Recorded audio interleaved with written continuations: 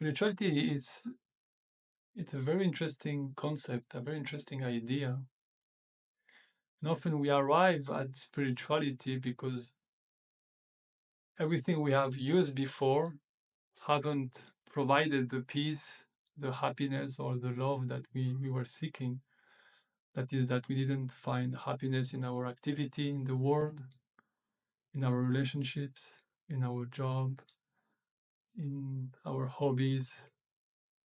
So we are suffering.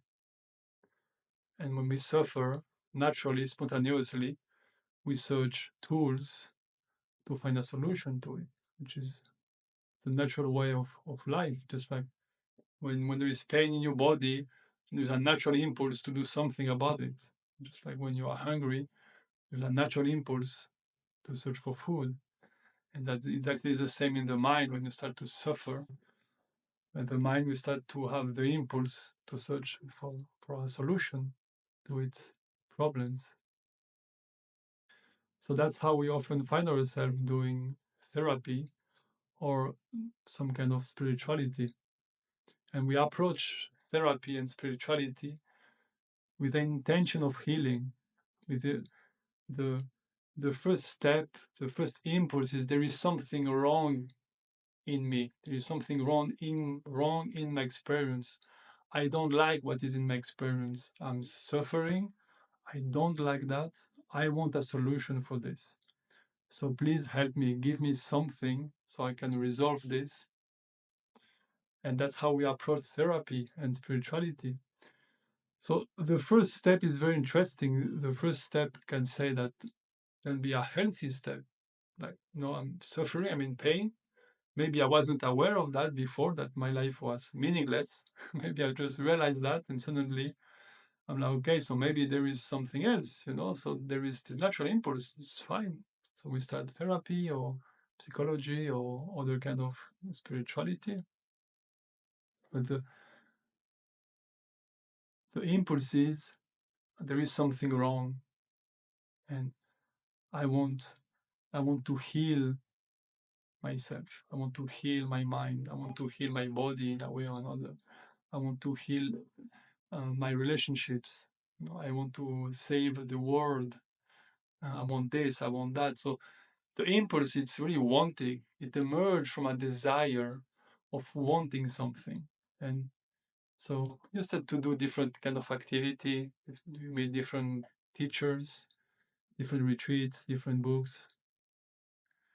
And if you keep inquiry, if you keep if you keep digging, if you keep exploring, at some point the energy start to shift drastically because you realize that this impulse of healing, this impulse of trying to get something, this desire of reaching a goal in the future, this this energy itself is what is entertaining the suffering. It is the very thing that is seemingly creating separation, creating conflict, creating a lack within me. So even if the first impulse can be healthy, at some point we have to question the very impulse of changing, the very impulse of judging my experience in a way, judging my experience in a negative way, and trying to change it. So at this point, we can realize that therapy and spirituality, the way we approach it with this desire of getting something, this desire of seeking a solution, seeking a state of consciousness, seeking of kind of uh, imagination, the realization is, oh, so this very energy is the issue, is the problem in the way that this energy is is putting a layer on my experience that is preventing me to see clearly what's happening right now. And when we start to see this clearly, when we have this realization, that's where when we start to really step into what I call spirituality, not the spirituality to trying to get something, to change something, trying to reach some kind of higher chakra or higher level of consciousness. No, it's still, oh my God, spirituality is the exploration of what is right here, is the exploration of my own being, of my experience, of what is actually happening. So there is nothing more concrete than exploring your experience in the moment. And this exploration, this direct engagement with what is present is the open door to lasting peace, joy, and happiness. But even saying it, I feel it's wrong because it's already naming something. It's kind of putting this carrot again, like, oh yeah, this is an open door. So now again you are seeking something different. But that's not the way I'm using the words. It's simply that when you start to open this door of, oh yeah, I have to explore, I have to perceive, I have to be sensitive to what is actually here, everything changed because suddenly it's not me, this little human being doomed to die in a vast and expanding universe, lost in it. And I have to find some kind of tool, some kind of spirituality to get me out of it, to have some peace. It changed. So, oh my God, this story maybe is made up. Maybe this is what needs to be questioned. This very story is what needs to be um, exposed and see clearly what's happening. When I say I, the person, when I say I'm a person, when I say the world out there, when I say others, when I say suffering, need to be explored directly with a direct engagement with what is happening in the moment. And when we see this, we see, so maybe I don't need to get something. I don't need to reach somewhere. Maybe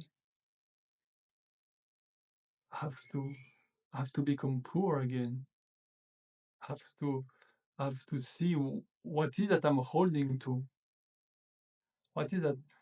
What belief I'm holding to? What kind of thoughts I'm holding? What kind of sensation and tension I'm nurturing within myself? What kind of perception I am enjoying so much and that I don't want them to disappear. We see that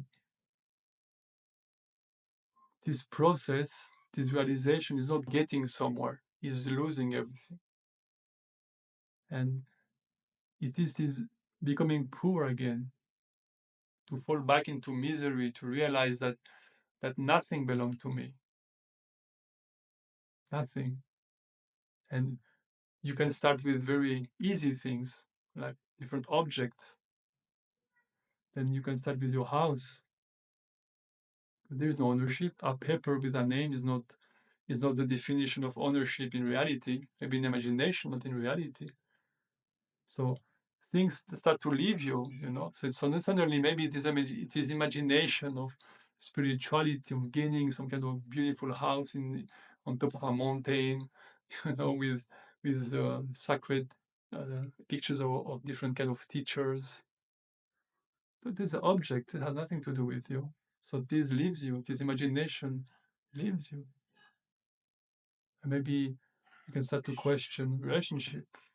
Maybe they are there, they are enjoyable or not, but they are yours. They belong to you. You have ownership over any relationship. Do you control any of your relationship? No.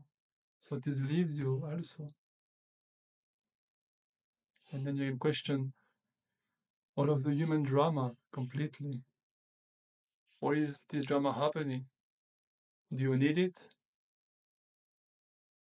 So this can also leave you.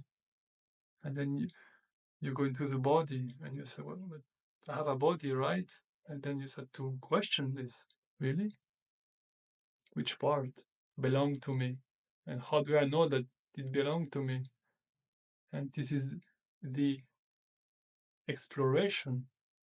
And with the Mormon sensitivity, we see that when when I hold to something, when I can take ownership of anything, that's where the issues start. So it is falling back into the poverty, falling back into misery, becoming poor, is becoming empty.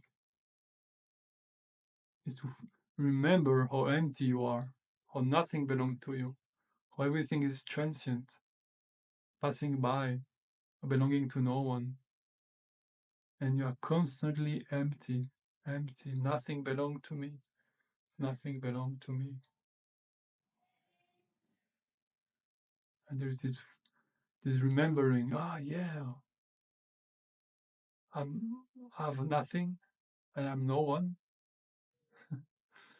And there is this void that starts to appear, start to appear, start to appear. And strangely, the void is full. It's full. Oh my God, it's full of intelligence. It's full of direct knowledge. It's full of peace. It's full of tenderness and sensitivity and so many different other words that just indescribable. It's full of itself. So so when I become empty, there is something that is fulfilling. It is emptiness. So this is the movement. We start by suffering, which thank God we are suffering because we can see what's happening. And this suffering allows us to, it is the very impulse, it is the very energy that allows us to explore and to dive deeper and to question more. In this questioning, we we transition into some getting something, resolving something. That's why we turn to therapy and some kind of spirituality to get something. And if you keep diving, you realize, oh, in fact, all of this movement, all of this drama is the very thing that I'm holding to. I'm holding to it. No one is forcing me to be in pain, to suffer, to nothing. There is no one to hold to anything. And it is this remembering, this falling back that happen again. That, oh yeah, spirituality, normal life, consciousness and matter, duality and non-duality, all of this is nonsense. All of this is just mind game. What is actually here, and to be focused with on this direct engagement, that's the open door. The open door to what some call illumination, realization, awakening. But it's really nothing really new. It is simply this realization, this deep, deep realization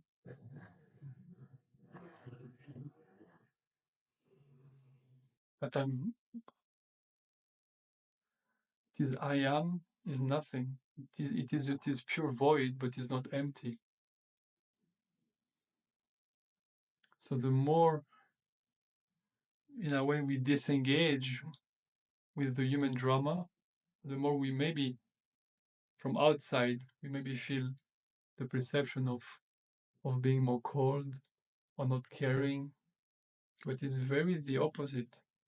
It is this remembering that, oh yeah, there is another possibility, or there is another way that I can engage with my experience, and is way more harmonious than engaging your experience from a limited, confusing, and suffering perspective.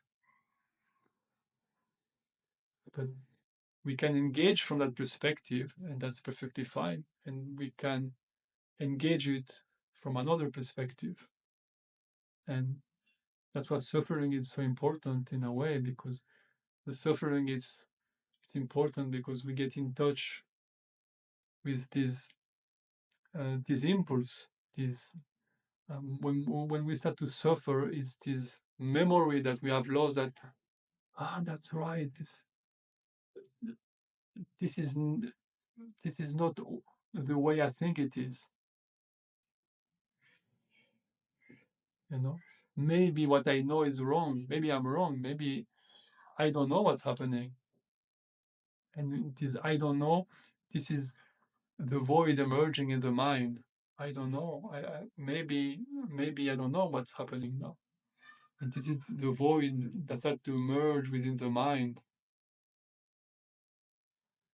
And when the void emerges within the body, is this I don't know where I'm located really, and the body start to be more expanded and start to be less delimited and clearly shaped as we used to.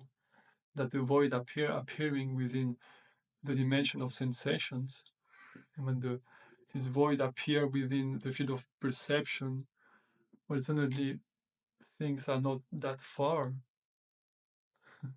The sound that I hear is not out there; it's in my experience. The colors, shapes, objects is not they are not out there. They are right here in me, and that the void expressing in the field of perception. So we start by having this impulse of getting something, getting a knowledge, getting some kind of higher state, changing, and we realize, oh no, all of those, everything is an appearance within me. Everything is simply an expression, a shining forth of my own being. Everything. Just like the sun is it's the light of the sun is the sun itself. And it is this shining forth, constantly shining forth.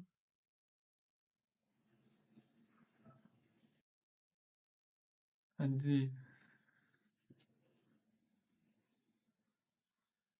the way of speaking, all of those game of imagination start to lose their importance, their relevance, their emotional attraction.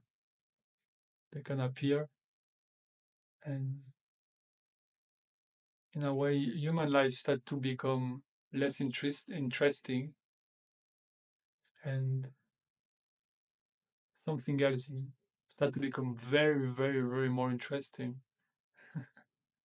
even though it expresses itself in a human way, but within it's completely different. Within it's a completely different taste that we cannot name it, but when you taste it, you can. It's a fact that this is not human. This has nothing to do with anything I'm able to think as a person. This has nothing to do with human logic. I cannot speak about this. I cannot express it correctly, but it is a direct fact for me.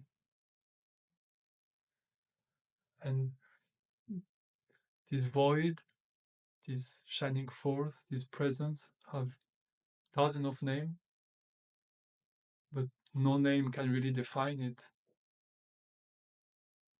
And again, it's this falling back,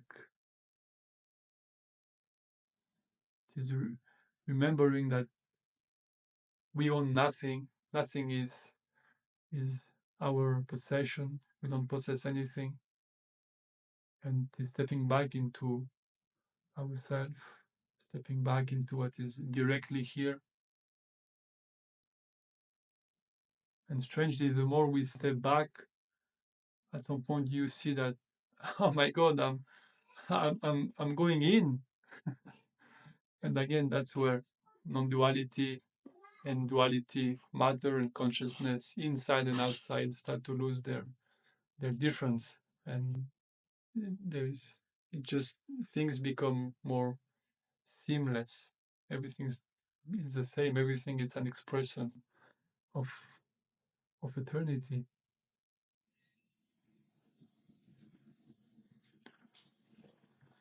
So this meeting that I'm proposing, I can speak a lot, even if the more I speak now, the more I have the impression that I'm always saying the same things.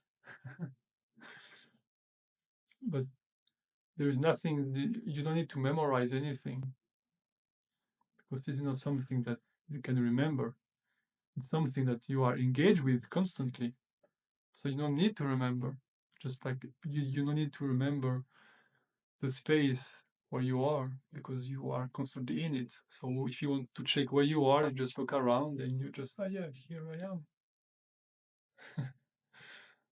So that's the same with this presence. It's constantly here, and experience is constantly here. So you can at any moment simply look and check. Is that true? Just check. Is this true? I'm always here. It is true. Just check. Do I possess something? Check. It is true. Check the objects that are present. It is true or not? And simply by yourself, with direct engagement, you can start to really perceive and to convince yourself. At the beginning, there is some conviction that you need to convince yourself, but at some point it will become a fact. And when it becomes a fact, it becomes a truth to you. And the more, and when something is a truth for you, well, things become very, very interesting. And I really invite you to explore by yourself and to see what happened for you, instead of trying to compare experiences.